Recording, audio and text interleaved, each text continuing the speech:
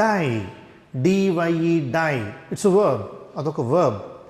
అంటే చూడండి, కలర్ వేయటం అంటారు కదా, హెయిర్ డైయింగ్ తెలుసు కదా, హెయిర్కి కలర్ వేసుకోవటం అట్లా. డిఐఈ డై అందరికీ తెలుసు, ఎక్స్పైర్. నెక్స్ట్ చూద్దాం, డిఓఎస్ఈ డోస్, డిఓజెడ్ఈ డోస్. ప్రొనౌన్సియేషన్ ఒకటేనండి, డోస్ అని విడదీయడానికి ఏం లేదు. ఇంగ్లీష్లో ఎస్ని జెడ్ని ఒక్కలాగే పలుకుతాం.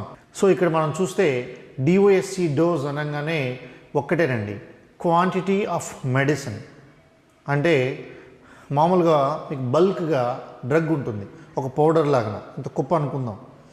దాని నుంచి తీసి 5 mg 10 mg ఇలా తీసామనుకోండి, అది మెడిసిన్ అవుతుంది.